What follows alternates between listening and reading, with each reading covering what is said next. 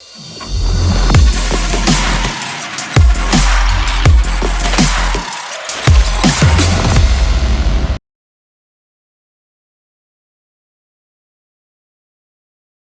everyone, I am Vaibhav Khandelwal, co-founder and CTO at Shadowfax Technologies. A quick brief about Shadowfax. So Shadowfax is India's largest crowdsourced last mile logistics platform. Now while those are a lot of keywords, in a broad sense we specialize in your last mile logistics for all kinds of deliveries that reach your home. Be it the food deliveries, be it the groceries, the e-commerce, the pharmaceutical shipments, all these are powered via Shadowfax. In the hindsight, we partner with almost all your consumer brands, be the likes of Swiggy, be the likes of Zomato, Big Basket, the likes of Zepto as well, and using our powerful APIs and a strong crowdsourced network of delivery partners, we fulfill these orders and get them delivered at your home address. As you could easily understand, this kind of platform that we have been able to build, this requires intelligence across all the different categories. You need to know what are the best practices in delivering food, which in all senses have to be delivered in 30 minutes. Similarly, for your 10-minute grocery needs, what are the kind of nuances that you need to play around? And as similar thing goes on for your e-commerce shipments, wherein you have a good amount of time to actually deliver the shipment, but again you need to optimize what is the best way forward in that direction there. So at Shadowfax, we solve all such kinds of problems. From a scale perspective, we deliver roughly around 1 million orders on a daily basis. We are present around 600 plus cities in the country, and we are growing crazily in the recent duration. A bit on the personal background from my side as well. I am a 2014 graduate from IIT Delhi. Prior starting Shadowfax, I have worked with Adobe, and I was fortunate enough that our team was able to file in the patent for the work that we did during that tenure. And I've also had a small stint with a US-based hedge fund company where I was working in designing the algorithms for getting the better alpha from the returns. So yeah, that's a bit about me on the introduction front. The thing that I'll be covering in this session with you all would be the AI in logistics. I think it's a well popularized kind of a keyword, or well popularized kind of a subject, which I'll take a shot in sharing my thoughts on some of the applications, some of the importance where AI has come out as a game changer for the business that we are running in. So yeah, let's start with the first use case, and this is something which I feel almost every logistics company has to go through it.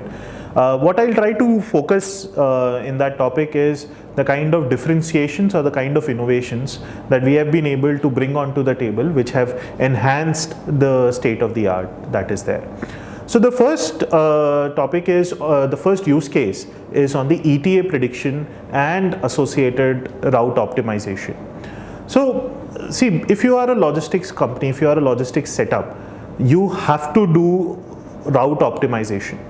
That is where you unearth a lot of value in your ecosystem. You optimize for the cost, you optimize for the experience, you optimize for your delivery partners as well. The question that comes is, what's new?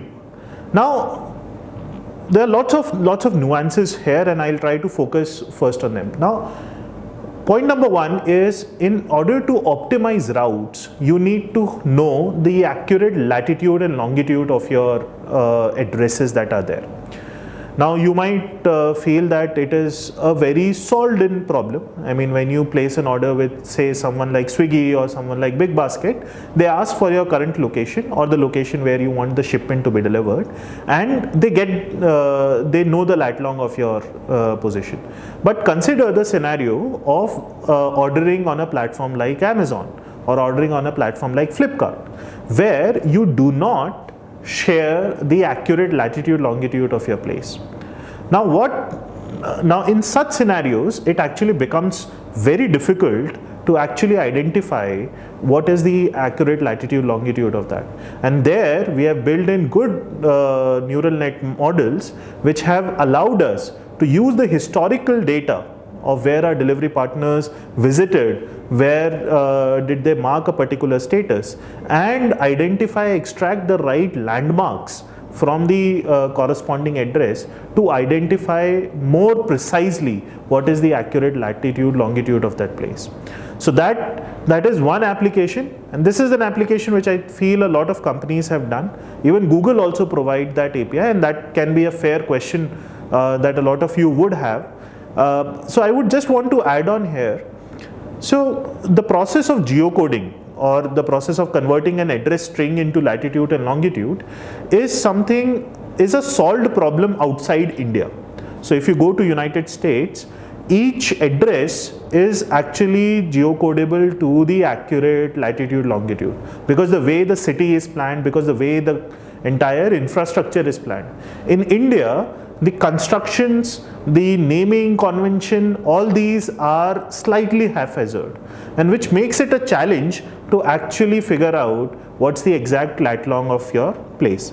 As a simple matter of fact, I would urge you, so whatever, if you are coming in from a non-tier 1 hometown, try Googling your address on Google Maps and see if it takes you to the right location. There is roughly a 60-65% accuracy that we have observed in that scenario. What we have been able to iterate on, what the science that we have been able to put it on top of it, has allowed us to gain an accuracy close to 92% of all such addresses across all the geographies of India. So that's one area which, while it serves as a prerequisite for route optimization, is a very vital leg in the way the ecosystem is constructed in India. Now once you have the latitude longitude in your system, then comes the route optimization problem.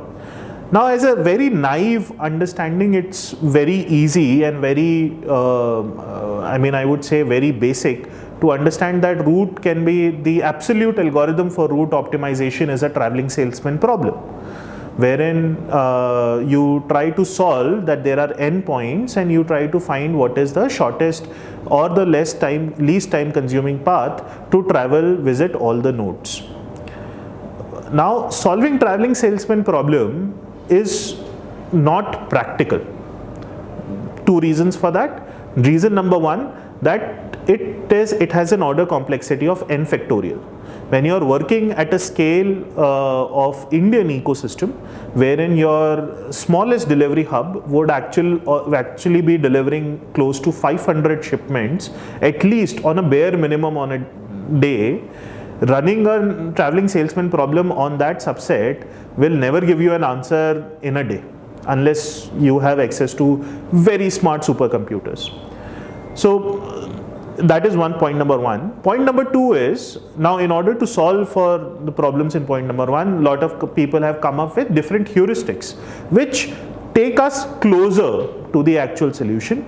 While that is also a good approach, the problem with such heuristics is that they do not take into account the ground realities. So let me present you certain ground realities which influence the right customer experience and are not easily captured in theoretical algorithms. So consider the scenario of a grocery delivery. Now you get grocery delivery every day or every week, I would say.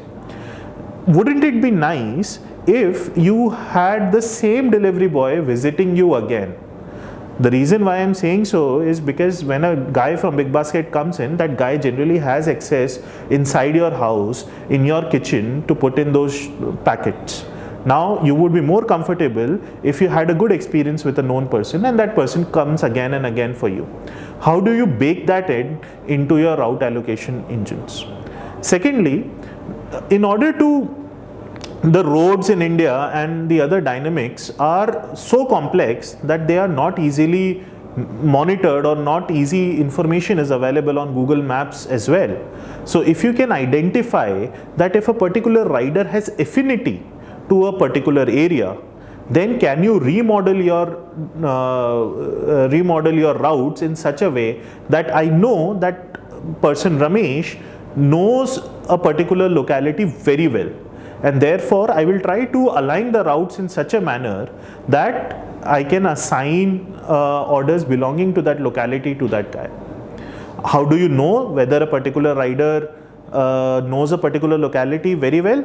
You tend to look at it in the historical data of each of the rider, and you build a model around it, that what are the affinity areas for that person. Similarly, one more thing in order to keep your delivery fleet happy is to ensure that they have a path to reach home on time. So generally what happens is that riders, when they are working, they would want to end their day closer to their home, and so that it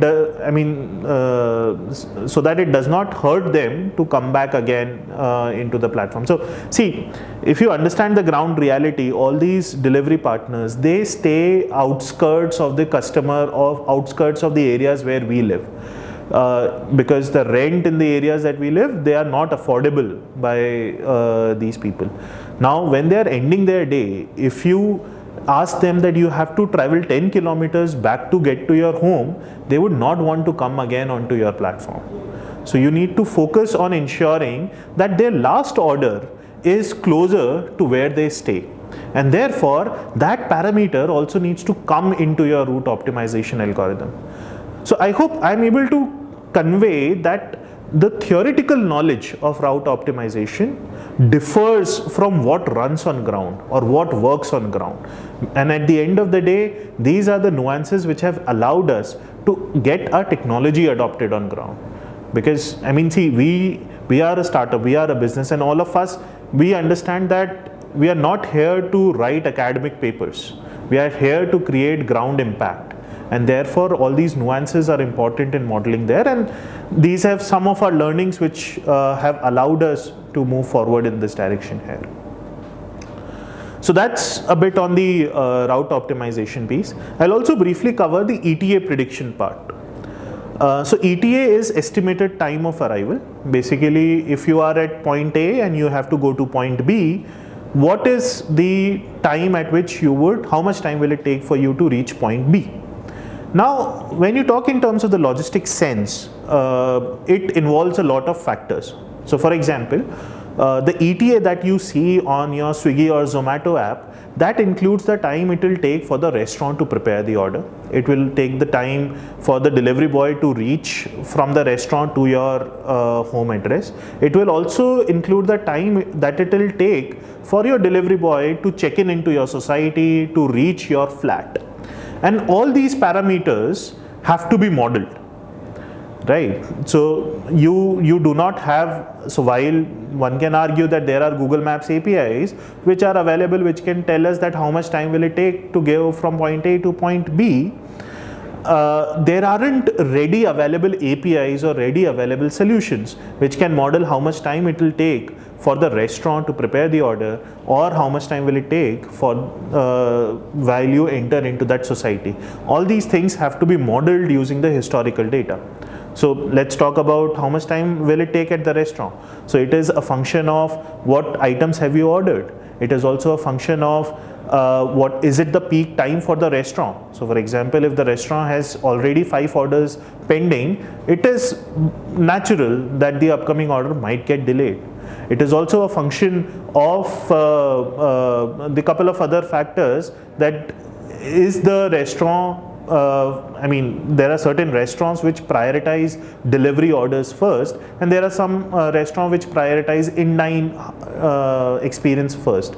So those are also certain parameters which gets associated with that restaurant. And using the historical data, you tend to build a model around it which assists you, which helps you to forecast how much time will it take for me to wait at the restaurant, or how much time would the restaurant take at that point of time.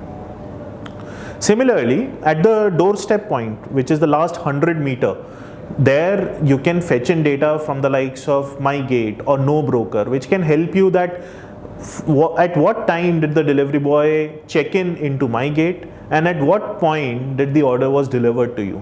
That gives you an understanding that how much time did the delivery boy actually took to reach to cover that last 100 milli. And there is no navigation, and all these have to be done using some practical skills, to be honest, by these delivery boys. So I have often seen in my society a lot of delivery boys asking me, "Bhaiya, F block kahan hai?"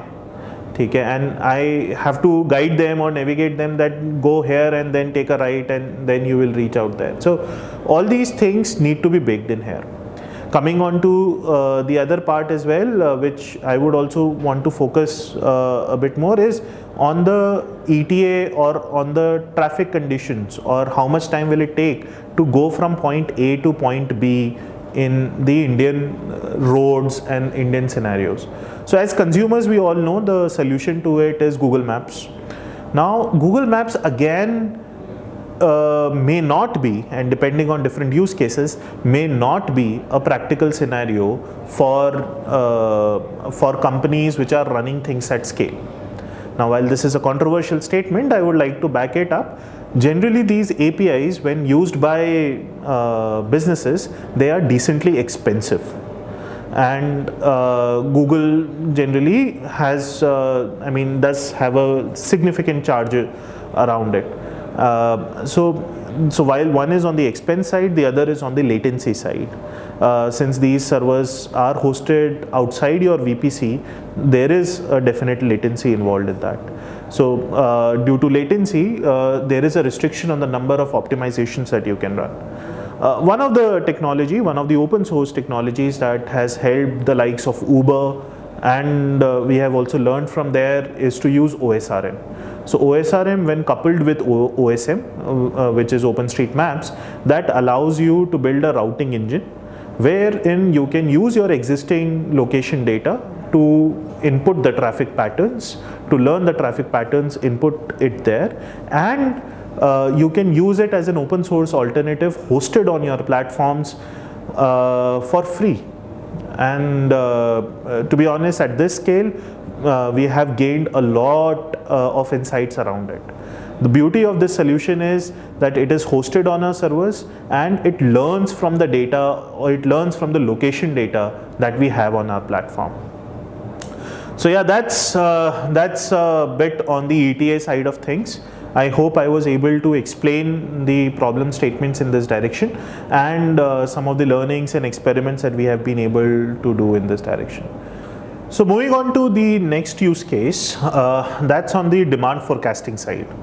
Now, the demand forecasting is technically you need to forecast how much orders would come from a particular place at a given point of time. First, let's understand why is it important. See, if you are running a logistics setup, while I agree that there is a lot of technology that goes behind it, nothing can be achieved if you do not have delivery partners on ground at that point of time. And in order to do that, you need to know where should you position your delivery partners so that they are able to cater to the right demand that is there. So it's like similar to how Uber knows that people from this locality would be flying down tomorrow, so let's align certain drivers, cab drivers, to stay in this vicinity. Now if they are in that vicinity, definitely your ETA or time of arrival of that delivery boy or time of arrival of that cab would be closer. So that's the core problem on how to identify, or how do you know how much demand would come in what area at what point of time, so that you can shape your supply, you can run your surges, you can plan your projections according to that. Now with respect to demand patterns, the beauty of the problem statement is that it is highly periodic in nature. I'll just share certain anecdotes that we have observed. So for example, we all know when there is an India-Pakistan match, we all observe a massive surge in the orders. We also know that on Tuesdays, the orders of non-veg food, or the restaurants which are primarily non-veg, their order volume dips. We also observe that the month end, the last week of the month, generally the order volume dip and they spring back at the start of the month, indicating philosophy or indicating a thought where people would have possibly run out of the money that they want to spend on. So these are certain patterns that by looking at data manually, we observe. But the challenge is, how do you identify these patterns at scale across all geographies, across all use cases? I mean, how a food pattern would differ, a food order pattern would differ from a grocery order pattern or a pharmacy order pattern. And you need to be able to understand that, you need to be able to forecast it appropriately so that the use cases that we discussed earlier are fulfilled. So that's the problem statement here. Some of our learnings, we have been able to use modified ARIMA models in order to forecast the right demand in that directions. We forecast at every 15-minute frequency. So there are some long-term forecasts as well, there are short-term forecasts as well, which allow us to accordingly shape the supply across different categories and just in time as well. And this is where, this is, to be honest, a very crucial engine for us, and that has direct proportionality on the order growth or the volume growth that we have with our clients moving forward there. So that's the other use case that we focus on from a demand forecasting perspective. Lots of iterations have gone in and lots of inputs that we take in here. Just sharing some inputs in that direction. So it takes into account your weather patterns. It takes into account your historical order patterns. It also takes into account certain impulse moments as well. So at times, because of no reason whatsoever, or no explicable reason, the order volumes dipped or order volumes increased. And so you need to have your model built in such a way that it is able to learn for such impulse moments as well. So all of a sudden, so for example, COVID cannot be modeled. It's not a historical phenomena in any world so far, right?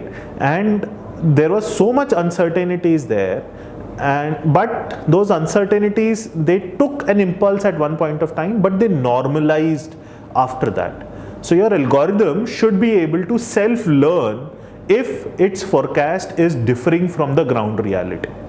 So that's another learning that we had, and that's how we designed our algorithms to function in that direction there. So yeah, that's on the second use case on the demand forecasting side. So moving forward with the third use case, so that's on influencing the right customer experience. Now that's the most crucial part. See, a large amount of logistics happens in the shadows. If your order is delivered on time, if it is delivered properly, then you hardly remember that delivery boy. That's just like playing in a game of cricket or playing in a game of football, and the way you remember your wicket keepers or goalkeepers is when they miss out for any opportunity.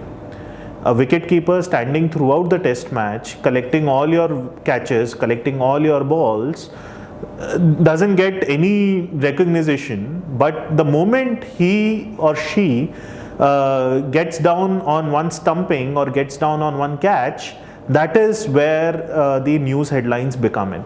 And the same story is true for logistics. So you need to be on your toes in order to ensure the right customer experience is there. And there the role of technology is super important in this direction. I'll focus on some case studies here.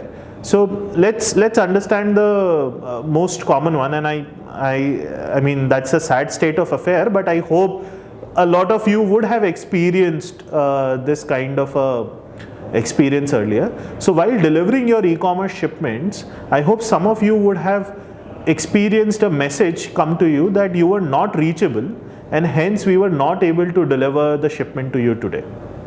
Or you would have received an SMS that as per your request, we are not delivering the shipment today, but we'll deliver it tomorrow. Now these kind of experiences, and all these SMSs that are coming to you, these are unorchestrated from your end. I mean, you are like, yeah, I'm receiving all the calls that are coming to me, but your delivery boy never gave me a call. I have never asked anyone to reschedule my shipment, but why have you rescheduled it without my permission? And these kind of experiences actually create a very poor overall ecosystem for an online buyer. So in a country like India, where the population of new buyers are increasing day by day, and with the geo effect, to be honest, there are a lot of new buyers that are coming in there, and in order to get them stuck onto such ecosystem, it is very important that such experiences are held to minimum. Similarly, there is lot of communication, lot of conversation that happens between a delivery partner and the end customer. Nobody, I mean, at a central level, it is very difficult for anyone to understand if any mishap or any incorrect or undue conversation has happened or not. So how can one track that? How can one ensure that the customer experience at scale, working at 600 cities, is in line with the right standards or benchmarks one has set? So one of the things that we have done for that is, all the conversations that happen between our delivery boy and the customer, they happen via a call bridge, and that is masked.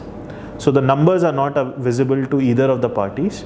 The calls are recorded, and we use these call recordings to extract certain parameters of the conversation, and also convert them into text to identify the intent of conversation.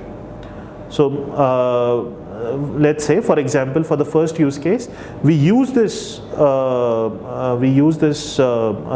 analytics to identify the tonality of the conversation. So that allows us to identify whether there has been some kind of a heated debate or heated discussion or a misbehaving on part of the delivery partner to the end customer. And such calls or such conversations are flagged by the systems, which are then taken care by the human in the loop. Similarly, in the second use case, what we do is that we convert these transcripts into text, and we extract the intent of these conversations from those transcripts. So the idea of extracting intent is to know what the customer wanted to say. So let's say the customer wanted to say that you come tomorrow, and instead of that, the delivery boy cancelled the order. That means, that gives you a flag that there is a mismatch between the intent and the action. And as a result of it, you can probably disallow the delivery partner to even cancel that order, or share that feedback, accordingly take those actions. All these are possible with the latest state-of-the-art technology and frameworks that are available in this ecosystem. And by using some of these have allowed us to ensure that at scale, we are able to provide consistent customer experience. We at least know how many of our deliveries or how many of our orders have been bad orders, so that our target is there to our internal teams to iterate and improve on and become a better team as we move forward. So that's on the speech analytics part. The other use case is on the location analytics part, and which is where a large number of frauds that we have been able to detect in that entire ecosystem. So while this might sound as a fun fact, but sitting in this industry, we have seen a prevalent rise in fraudulent actors who just onboard themselves into platform like us or similar other gig platforms. They get the order assigned to them, they go to the restaurant, they pick up the food, and they vanish away. They just come onto the platform to have free food. They run a bunch of SIMs, they have multiple devices which they try to log in day after, and as a result of it, I mean, they are just here to ensure that they get the best of foods from the best of restaurant without any money or without any cost there. For an end customer, it is a very poor experience. See, imagine, I mean, when you are ordering food, you are already hungry. And when you are hungry, your anger, to be honest, doubles on its own. So you need to know, you need to identify such actors, you need to identify such actions and preempt and take right actions in that direction there.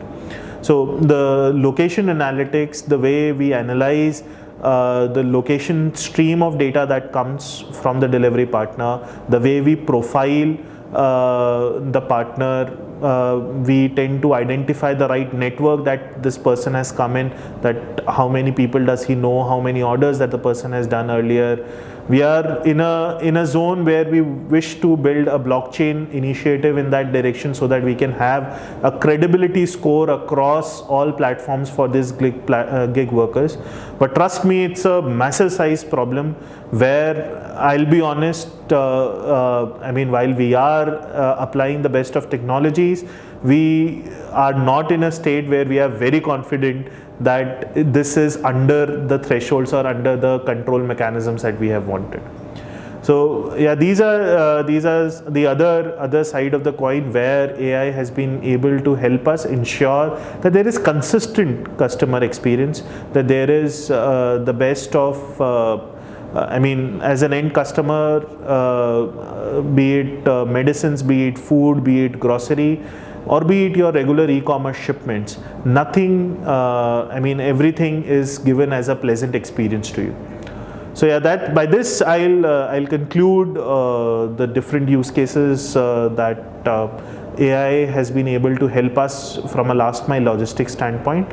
And yeah, I'll be, if there are any questions, any suggestions on how some of these problem statements can be solved better, can be structured better, happy to hear them out. I am reachable at the following email address. Thank you.